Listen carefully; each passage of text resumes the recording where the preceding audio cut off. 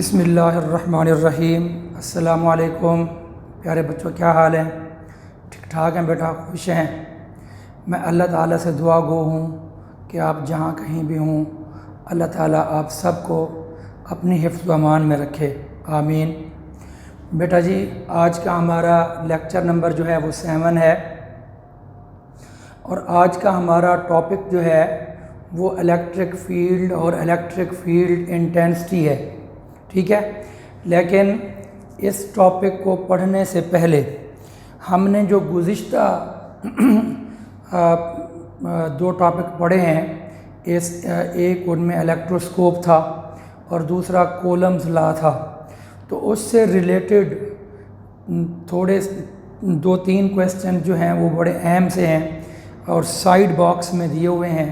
मैंने कहा भी था कि भाई जो है वो साइड बॉक्स वाले जो क्वेश्चन इम्पोर्टेंट होंगे वो मैं ख़ुद करवा दिया करूँगा और जो नहीं होंगे मैं छुड़वा दिया करूँगा। तो बाज़ बच्चे फिर जिन चीज़ों को मैं छोड़ देता हूँ तो फिर वो बाद में रब्ता करते हैं, पूछते रहते हैं, सर वो फ़लाँ क्वेश्चन वहाँ मौजूद है साइड बॉक्स में, उसकी समझ नहीं आ रही। तो हालांकि मैं या तो उसको यानी ड्रॉप कर चुका होता हूँ, छोड़ चुका होता हूँ, लेकिन बच्चे फिर पूछ लेते हैं। तो मैंने पहले भी कहा था कि जो बॉक्स वाले क्वेश्चन मैं छोड़ दूं तो आप उनको छोड़ दिया करें और जो मैं हल करवा दूं, समझा दूं, उनको तैयार किया करें। तो इसके साथ ही हम आज के क्वेश्चन की तरफ आते हैं। बहुत आसान क्वेश्चन है लेकिन बच्चों को डिस्टर्ब करते हैं। गोल्ड लीफ इलेक्ट्रोस्कोप का हमने टॉपिक पढ़ा था। वो कहता है why leaves of charge electroscope collapse if we touch its disc with a metal rod, but they do not collapse if we touch the disc with rubber rod। बहुत आसान है, मैं समझा भी चुका हूँ टॉपिक में। तो के चार्ज इलेक्ट्रोस्कोप है, ये आपको याद होगा हमारा आखिरी जो इसका तीसरा लेक्चर था ना, इलेक्ट्रोस्कोप के ऊपर मैंने 3 लेक्चर दिए हैं। तो इसका जो तीसरा लेक्चर था कि जिसमें we identify insulator, conductor, good और सेमी कंडक्टर वगैरह मैंने बताया था। तो ये वहीं से इसका ताल्लुक़ बनता है कि as metal rod is a good conductor so charge is transferred from leaves of charge electroscope to the metal rod. तो जैसे ही वो मेटल रॉड को टच करेंगे तो इंडक्शन मेथड की कंडक्शन मेथड की वजह से जो चार्ज होगा वो अपना डिस्क के ऊपर वो चला जाएगा, लीव्स से डिस्क से रॉड के ऊपर मेटल रॉड पर जाएगा। तो फिर वो लीव्स पर चार्ज क्योंकि कम हो जाएगा तो एज ए रिज़ल्ट जो लीव्स होंगे वो कोलैप्स कर जाएंगे। Due to this reason leaves collapse.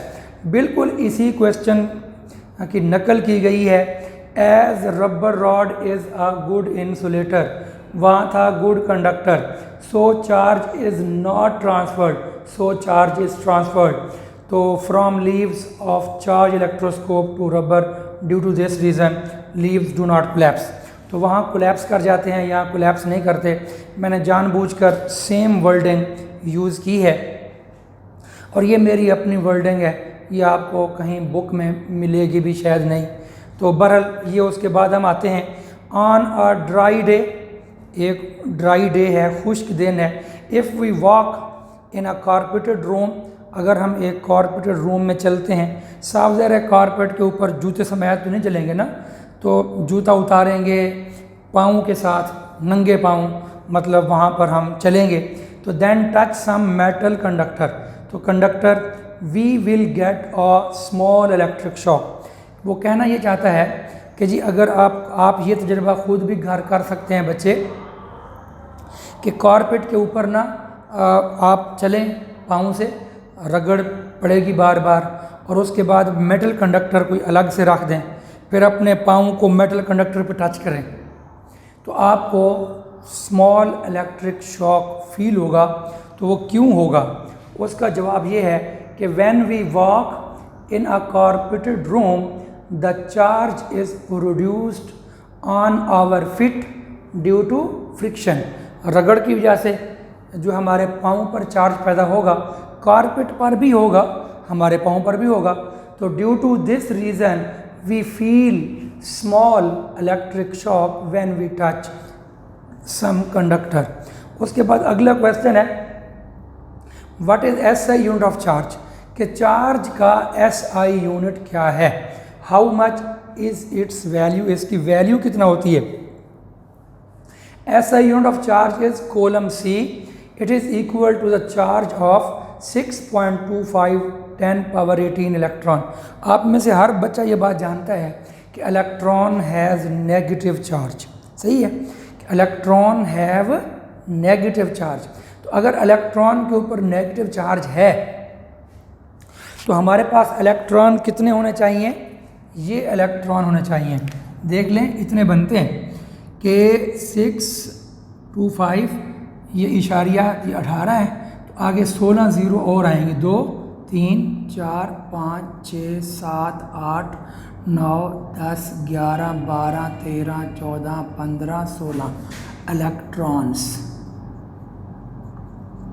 तवज्जो करेंगे, इतने इलेक्ट्रॉन हमारे पास हों और हर इलेक्ट्रॉन के ऊपर नेगेटिव चार्ज होता है, तो जब इतने इलेक्ट्रॉन होंगे तो उन सब इलेक्ट्रॉन का जो नेगेटिव चार्ज होगा वो इकट्ठा कर दें, तो वो जितना भी वो चार्ज बनता है that is called 1 coulomb, that is called 1 coulomb charge.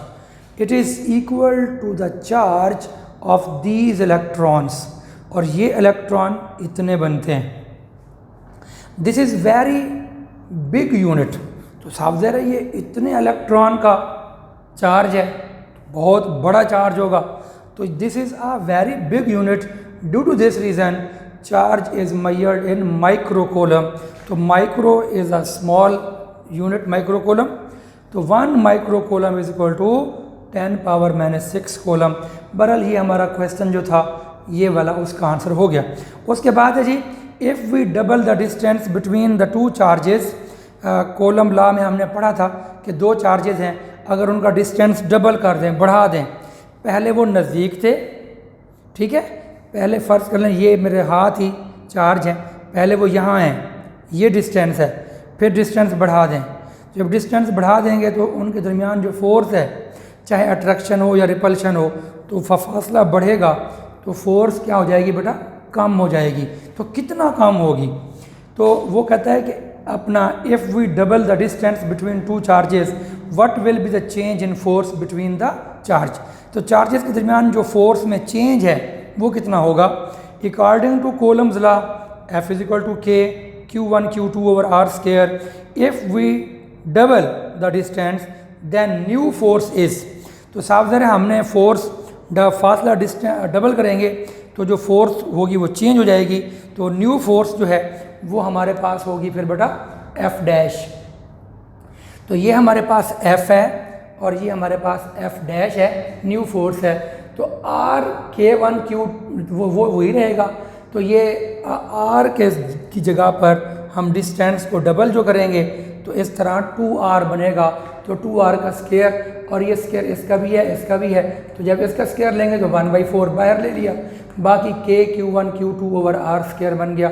और ये चीज़ जो है वो किसके बराबर है, ये F के बराबर है। तो इस तरह 1/4 into F, 10 force is reduced by 4 time. और करें, जितना भी असल फोर्स है, फ़र्ज़ कर लें कि ये इसमें वैल्यूज़ पुट करने पर हमारा आंसर आ जाता है 100 न्यूटन। मिसाल दे रहा हूँ कि इसमें वैल्यूज़ पुट करने के बाद हमारा आंसर आता है, फ़र्ज़ कर लें 100 न्यूटन, तो F की वैल्यू हो गई 100 न्यूटन। तो अब यहाँ पर जब 100 लगाएंगे यहाँ पर, तो 1/4 इंटू 100, तो 100/4 बन जाएगा कितना, 25। इसका मतलब है कि जो न्यू फोर्स होगी वो 25 न्यूटन होगी। इसका मतलब है कि 10 force is reduced by 4 time, तो 100 न्यूटन से कम होके वो 25 न्यूटन हो गई, तो 4 टाइम जो है फोर्स रिड्यूस हो गई है। उसके बाद जी, what is electrostatic force between 2 charges each of 1 coulomb separated by 1 metre distance, कि अगर 2 चार्जेस हैं, एक ये वाला हाथ है, एक ये वाला हाथ है, ये भी 1 कूलम है, ये भी 1 कूलम है, और 1 कूलम आपको पता है इतने चार्जेस होते हैं, गौर कर लें 1 कूलम इतने चार्जेस होते हैं। तो अगर 1 कूलम यहाँ हो, 1 कूलम यहाँ हो, तो अब इन चार्जेस का डबल हो गया साहब जरा। तो 1 कूलम इतना है तो 1 कूलम एक चार्ज है, 1 कूलम एक और चार्ज है, दरमियान में फासला 1 मीटर है, सेपरेटेड बाय 1 मीटर। अब उनके दरमियान जो फोर्स होगी वो कितना होगी? तो according to Coulomb's law F is equal to K Q1 Q2 over R square. तो K की वैल्यू जो है 9 10 पावर 9 होती है, Q1 और Q2 1 मल्टीप्लाई 1 है, और डिस्टेंस भी 1 मीटर था तो 1 स्क्वायर है, तो 1 मल्टीप्लाई 1, और फोर्स का यूनिट क्या होता है? न्यूटन। तो 1 1 1 1 1 हो गया, तो 9 मल्टीप्लाई 10 पावर 9 न्यूटन। अब आप इसको चेक करें तो 9 के साथ आप अगर चाहें तो ये इतना लगा देंगे कि 9 के साथ 9 ज़ीरो आएंगे, 3 4 5 6 7 8 9, इतनी ज़्यादा फोर्स होगी उन 1 कूलम चार्ज अगर हो, तभी तो हमने कहा था कि this is a very big unit. और जब यूनिट बड़ा होगा तो फिर उसके दरमियान जो फोर्स होगी वो भी क्या होगी बेटा? बहुत ज़्यादा होगी। तो ये बेटा हमारे पास कुछ क्वेश्चंस थे। अब हम जो है अपना आज का टॉपिक जो है इलेक्ट्रिक फील्ड इंटेंसिटी शुरू करने लगे हैं।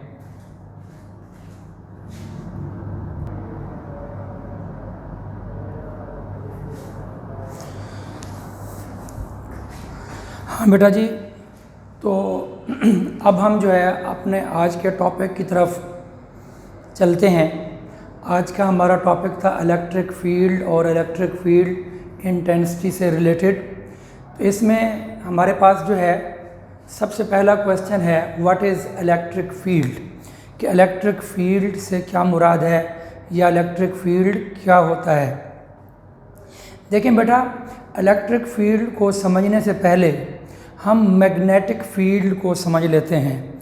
मैग्नेटिक फील्ड, बचपन में आप लोगों ने देखा होगा कि जब मकनातीस, चाहे वो सर्कुलर शेप में हो, फ़र्ज़ कर लें सर्कुलर शेप में मकनातीस है हमारे पास, या बार की शक्ल में मैग्नेट है, बार मैग्नेट, तो दोनों सूरतों में मकनातीस के करीब अगर हम लोहा ले आएँ, ठीक है, आयरन को ले आएँ, तो जो है एक ख़ास एरिया होता है, एक ख़ास स्पेस होती है उस मकनातीस के चारों तरफ, कि जब वो लोहा उसके अंदर आता है तो वो मकनातीस उस लोहे को अट्रैक्ट करता है। मिसाल के तौर पर ये अगर हमारे पास जो है वो मैग्नेट है, मिसाल दे रहा हूँ कि ये मैग्नेट है, तो इस और ये हमारे पास लोहा है, तो अगर ये लोहा यहाँ दूर होगा तो साफ ज़ाहिर है ये मकनातीस इसको अट्रैक्ट नहीं करेगा। लेकिन अगर आप इसको नज़दीक लेते आएँ तो कहीं ना कहीं ऐसी जगह शुरू हो जाएगी कि जहाँ पर ये मकनातीस इसको अट्रैक्ट करना शुरू कर देगा, ठीक है।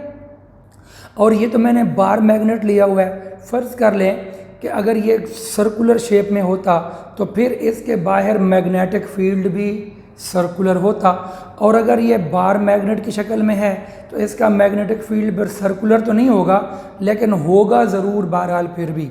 तो अब जब यहाँ पे फ़र्ज़ करें कि ये यहाँ से इसने इस जगह से इसको अट्रैक्ट करना शुरू कर दिया है, और फिर यहाँ पर आते हैं तो यहाँ से अट्रैक्ट करता है, यहाँ पर आते हैं तो यहाँ से अट्रैक्ट करता है, यहाँ पर यहाँ से कर रहा है अट्रैक्ट, और इधर से इधर, यानी इस मैग्नेट के चारों तरफ एक रीजन है, चाहे वो रीजन सर्कुलर हो या सर्कुलर ना हो, दोनों सूरतों में। तो ये डिपेंड करेगा मैग्नेट के ऊपर। तो मैग्नेट अगर सर्कुलर होगा तो उसका फील्ड भी सर्कुलर होगा, और अगर मैग्नेट बार होगा तो फिर उसका फील्ड सर्कुलर नहीं होगा। तो बहरहाल मकनातीस जैसे चीज़ों को अट्रैक्ट करता है। अच्छा बिल्कुल, अच्छा इसको कहते हैं मैग्नेटिक फील्ड। तो उसमें जो मैग्नेट होता है वो सोर्स होता है। सोर्स क्यों? कि वो फील्ड को पैदा कर रहा है, तो वो सोर्स है मैग्नेट। और जो लोहा था वो टेस्ट करने के लिए हम लेके आते हैं, ठीक है। इसी तरह अपना मैग्नेटिक फील्ड से हट के ग्रेविटेशनल फील्ड भी होता है, कि जो ज़मीन है वो चीज़ों को अट्रैक्ट कर रही है। तो साफ ज़ाहिर है तो वो जो ज़मीन है वो सोर्स है, ठीक है।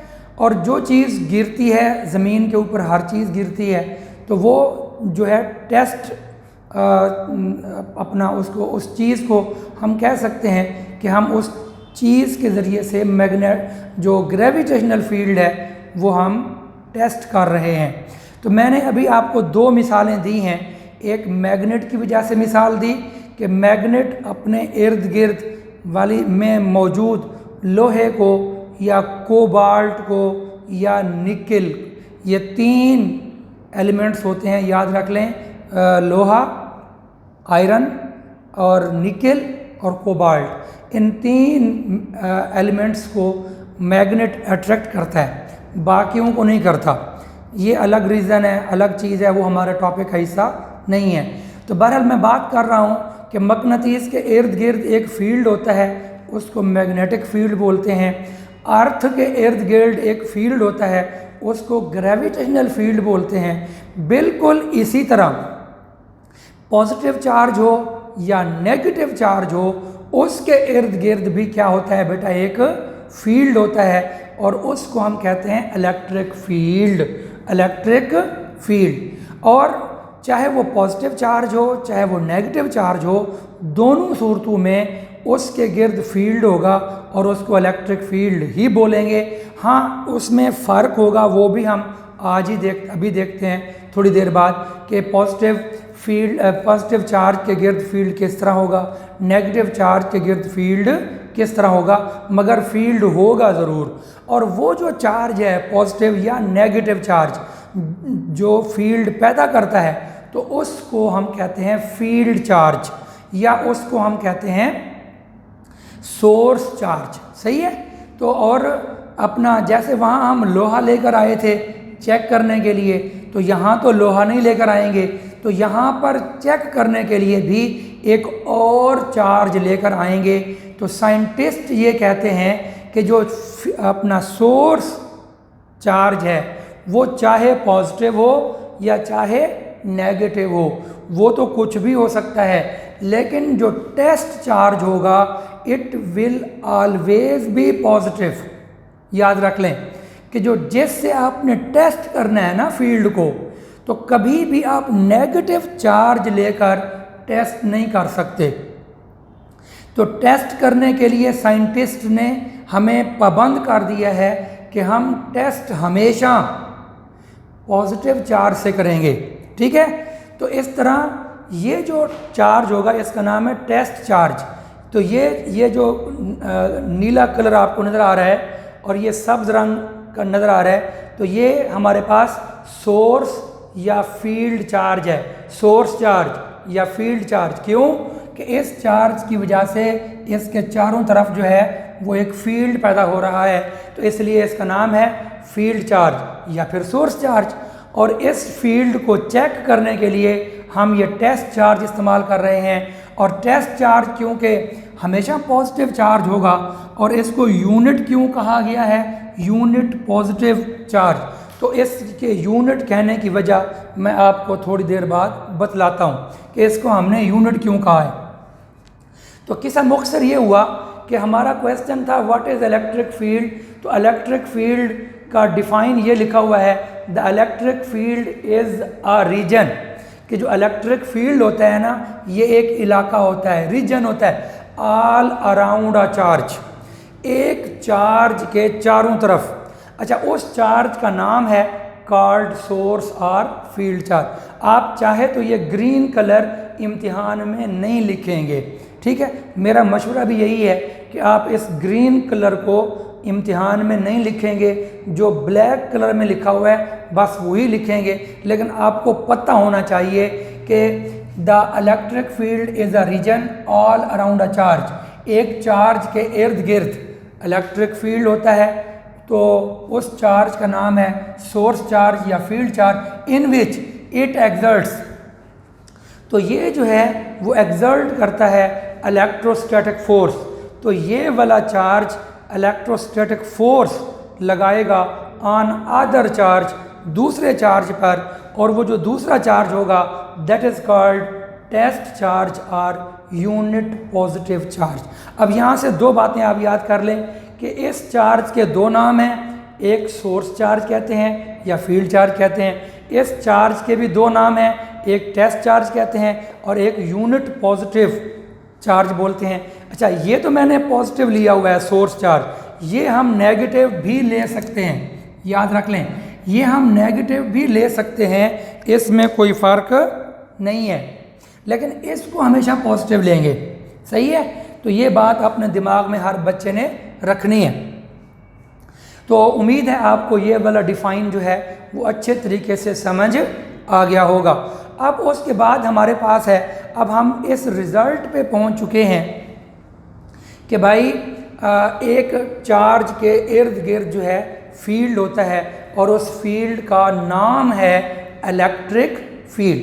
अब हम इलेक्ट्रिक फील्ड से आगे चलते हैं। अगला क्वेश्चन है व्हाट इज़ इलेक्ट्रिक फील्ड। गौर करें, इलेक्ट्रिक फील्ड, तो ये इलेक्ट्रिक फील्ड से अब हम आगे जा रहे हैं इलेक्ट्रिक फील्ड इंटेंसिटी। अब एक नई चीज़ आ गई कि इलेक्ट्रिक फील्ड इंटेंसिटी क्या होती है। इंटेंसिटी का लफ्ज़ी मतलब होता है शिद्दत, स्ट्रेंथ,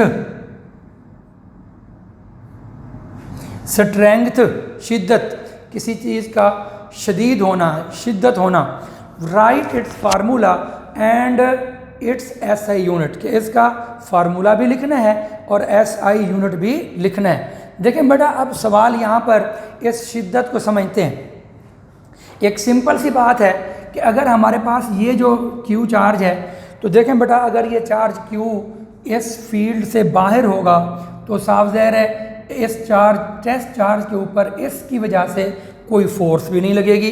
लेकिन जो हम इसके अंदर आएंगे तो इस जगह पर जब ये चार्ज पहुंचेगा, यहाँ पहुंचेगा जब ये चार्ज, तो इसके ऊपर जो है वो यहाँ पर जब ये चार्ज पहुंचेगा तो इसके ऊपर इसकी वजह से यहाँ फोर्स ऑफ रिपल्शन होगी। ये चलो पॉजिटिव कर देते हैं इसको कि ये पॉजिटिव है बेटा। अभी हम पॉजिटिव की बात कर रहे हैं कि ये भी पॉजिटिव है, ये भी पॉजिटिव है, ठीक है। तो अब इसकी वजह से ये चार्ज इस चार्ज को रिपेल करेगा, क्योंकि पॉजिटिव को क्या करता है भाई, रिपेल करता है। तो ये बात हो गई।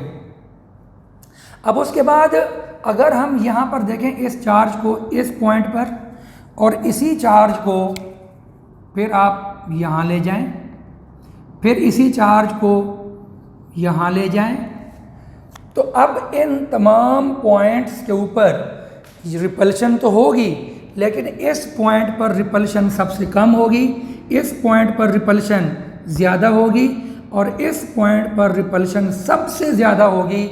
तो इसका मतलब ये हुआ कि हर पॉइंट के ऊपर रिपल्शन मुख्तलिफ है।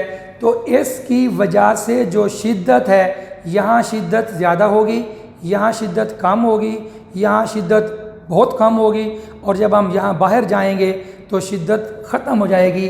तो यही चीज़ यहाँ पर बयान की जा रही है, द स्ट्रेंथ, शिद्दत of N electric field at any point. ठीक है, किसी पॉइंट के ऊपर, इस पर शिद्दत तो डिफरेंट होगी।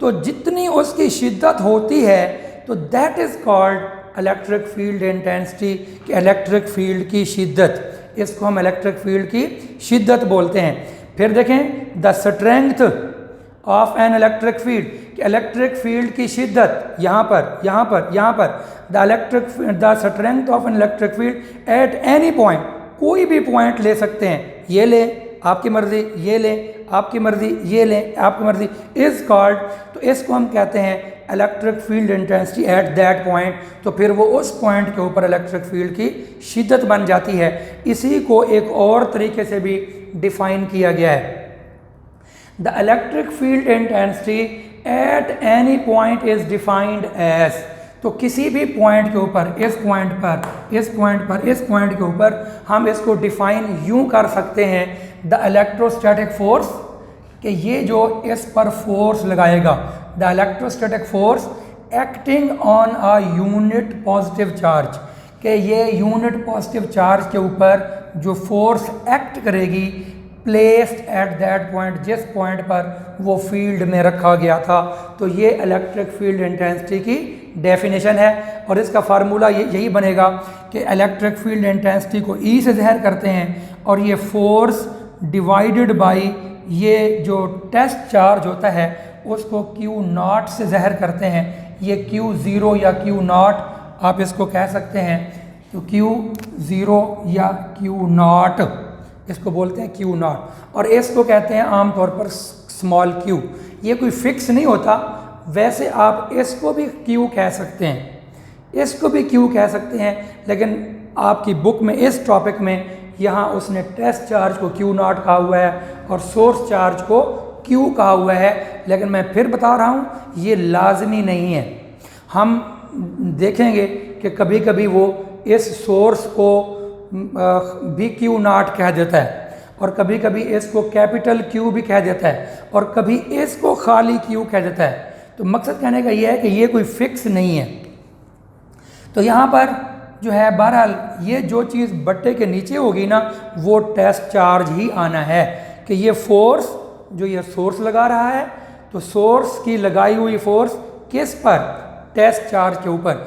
और मैंने अभी आपको कुछ देर पहले कहा था कि मैं बताऊंगा कि इसको हमने यूनिट क्यों कहा है, कि पॉजिटिव चार्ज तो ये है, ये पॉजिटिव चार्ज तो है, ये तो पॉजिटिव भी होता है नेगेटिव भी, लेकिन ये तो हमेशा पॉजिटिव होता है। और मैंने कहा था इसको यूनिट क्यों बोलते हैं कि जो चीज़ बट्टे के नीचे आ जाती है तो साफ ज़ाहिर है उसको हम यूनिट बोलते हैं। और ये चीज़ मैं आपको 9th के अंदर बहुत डिटेल से समझा चुका हूँ कि जो चीज़ भी बट्टे के नीचे आ जाती है उसको यूनिट के लफ्ज़ से पुकारते हैं। जैसे स्पीड की जो थी डेफिनेशन अपना डिस्टेंस पर यूनिट टाइम, तो उस टाइम को यूनिट क्यों कहा गया, क्योंकि वो टाइम बट्टे के नीचे आ जाता है। तो इस वजह से क्योंकि ये चार्ज भी बट्टे के नीचे आ जाता है इसलिए हम इसको यूनिट बोलते हैं। बाकी पॉजिटिव तो ये है ही है, तो यूनिट पॉजिटिव चार्ज की समझ भी आ गई। तो उसके बाद जी हमारे पास जो है इसका यूनिट क्या होगा, SI unit of electric field intensity जो है वो न्यूटन होगा, ये कोलम्ब होगा, कोलम्ब ऊपर जाकर इन्वर्स हो जाएगा। ठीक है बेटा, तो इस तरह हमने दो चीज़ें पढ़ ली। एक इलेक्ट्रिक फील्ड पढ़ा कि कोई भी जो चार्ज होता है उसके गिर्द एक फील्ड होता है, उस फील्ड को इलेक्ट्रिक फील्ड बोलते हैं। फिर हमने पढ़ा इलेक्ट्रिक फील्ड इंटेंसिटी कि इलेक्ट्रिक फील्ड के अंदर हर पॉइंट के ऊपर जो उसकी जो फोर्स ऑफ रिपल्शन है या अट्रैक्शन है, ये तो पॉजिटिव होना है। अगर ये पॉजिटिव है तो फोर्स ऑफ रिपल्शन होगी, और अगर ये नेगेटिव है तो फिर इसके ऊपर फोर्स ऑफ अट्रैक्शन होगी। तो हर पॉइंट के ऊपर फोर्स ऑफ अट्रैक्शन या फोर्स ऑफ रिपल्शन वो डिफरेंट होगी, और वो कितनी होती है उसको हम बोलते हैं इलेक्ट्रिक फील्ड इंटेंसिटी। और उसको फाइंड करने का फार्मूला हमारे पास होता है E = F/Q। और ये बात याद रख लें, क्योंकि फोर्स एक वेक्टर क्वांटिटी है तो इलेक्ट्रिक फील्ड इंटेंसिटी भी क्या होगी, वेक्टर होगी, और इन दोनों की डायरेक्शन भी सेम होगी। अब उसके बाद जी बेटा हम आ जाते हैं, अब मैं इसको मिटा रहा हूँ, ये चीज़ें यहाँ पे तवज्जो करेंगे। ये हमारे पास जो है, ये हमारे पास बेटा जी सोर्स चार्ज है, ये वाला ये सोर्स चार्ज है, और ये टेस्ट चार्ज मैं अभी यहाँ पर दोबारा बना लूँगा। तो बहरहाल जी अब अगला क्वेश्चन है हमारे पास, what are electric field lines. Electric field lines क्या होती हैं, या इलेक्ट्रिक लाइंस ऑफ फोर्स क्या होती हैं, हु इंट्रोड्यूस दैम, इन लाइनों को किसने इंट्रोड्यूस करवाया, right properties of these lines. तो इन लाइनों की प्रॉपर्टीज भी हमने लिखनी है। देखिए बेटा जी बात यह है कि जब ये हमारे पास पॉजिटिव क्यू हो, पॉजिटिव अगर ये सोर्स जो है वो पॉजिटिव है, तो सूरत हाल कुछ यूँ बनती है, तवज्जो करेंगे तमाम बच्चे मेरी बात पे, कि ये हमारे पास जी फ़र्ज़ करें ये टेस्ट चार्ज है, ये टेस्ट चार्ज यहाँ पड़ा हुआ है, सही है। तो ये टेस्ट चार्ज जब यहाँ पड़ा हुआ है और ये हमारे पास अपना जो है वो सोर्स चार्ज है, तो क्या ख्याल है, ये चार्ज इस चार्ज को रिपेल करेगा, अपने से दूर फेंकेगा, अपने से दूर इसको दफ़ा करेगा। तो इसको हम यूँ बोलेंगे कि गौर करें, ये इस तरह महसूस होगा कि यहाँ से ना इसके ऊपर ये ये फोर्स इस पर इसको अपने से दूर फेंक रहा है, अपने से दूर इसको लेके जा रहा है। और अगर यही चीज़ यहाँ पर होगी, ये चार्ज यहाँ पर रखेंगे, तो इसका मतलब है फोर्स की डायरेक्शन यूँ होगी, ये इसको इधर रिपेल करेगा। और अगर यही चीज़ यहाँ पर इसको लेकर जाएं तो फिर फोर्स की डायरेक्शन इस तरीके से यूँ बन जाएगी। और अगर यही चार्ज आप यहाँ पर ले जाएं तो फिर फोर्स की डायरेक्शन जो है वो कुछ यूँ बन जाएगी। इसका मतलब ये हुआ कि अगर हमारे पास सोर्स चार्ज पॉजिटिव हो तो पॉजिटिव सोर्स चार्ज से इलेक्ट्रिक लाइंस जो हैं वो बाहर की तरफ जा रही होती हैं। और इस चार्ज के ऊपर ये जो हमारे पास टेस्ट चार्ज है, तो ये चार्ज जब यहाँ से रिपल्शन पड़ेगी तो नेट फोर्स इधर जा रही होगी, ये नेट फोर्स को शो कर रही है, ये बात याद रख लें। तो ये बॉडी, ये वाला बॉडी इधर मूव करना, अगर हम इसको यहाँ ले जाएं और इसको छोड़ दें, ठीक है, इस टेस्ट चार्ज को यहाँ पर छोड़ दें तो ये और ये आपस में रिपेल करेंगे। तो नेट रिजल्ट ये होगा कि ये चार्ज जो है इस तरफ मूव करना शुरू कर देगा, यहाँ से इधर मूव करता हुआ जा रहा होगा। और अगर यही चार्ज यहाँ पर रख दें और छोड़ दें तो फिर जो होगा टेस्ट चार्ज इधर मूव करना शुरू कर देगा। और अगर यहाँ रख देंगे और फिर छोड़ देंगे तो ये नेट रिज़ल्ट ये है वो इसको इस तरफ लेके जा रहा होगा, यानी ये चार्ज इधर मूव करके जा रहा होगा।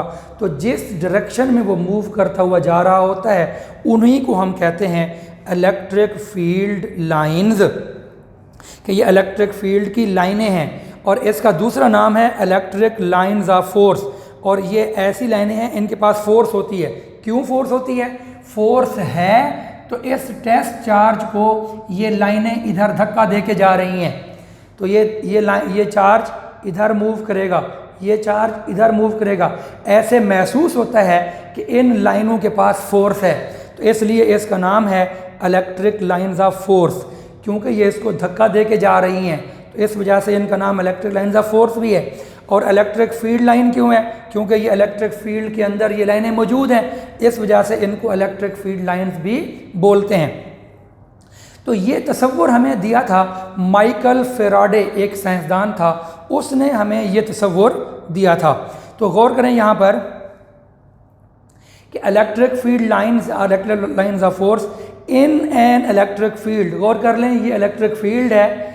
इन an electric field the direction of electric field intensity E, ये जो हमने अभी इलेक्ट्रिक फील्ड इंटेंसिटी पढ़ी है ये वाली, तो इसकी जो डायरेक्शन है can be represented by drawing lines. तो ये लाइनें ड्रा करके हम इलेक्ट्रिक फील्ड इंटेंसिटी को शो कर सकते हैं। These lines are called electric field lines या इलेक्ट्रिक लाइंस ऑफ फोर्स, या इनको हम इलेक्ट्रिक लाइंस ऑफ फोर्स बोलते हैं।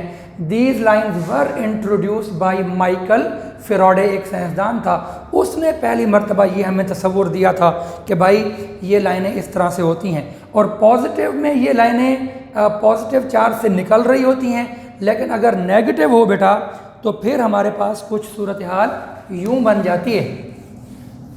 देखें भाई, नेगेटिव अगर सोर्स चार्ज हो, नेगेटिव सोर्स चार्ज में फिर कुछ यूँ बनेगा। ये अगर हमारे पास नेगेटिव चार्ज है तो इसमें अगर आप यहाँ पर वही टेस्ट चार्ज रखेंगे कि टेस्ट चार्ज आप यहाँ पर रखते हैं Q0 और ये हमारे पास जो है वो Q है, तो क्या ख्याल है?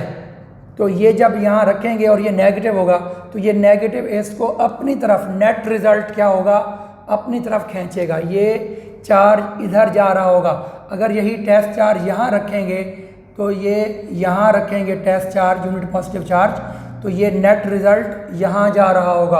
अगर आप इसको यहाँ पर रखेंगे पॉजिटिव चार्ज को या टेस्ट चार्ज को, तो नेट रिज़ल्ट के तौर पर ये इधर जा रहा होगा, तो ये इधर जा रहा होगा।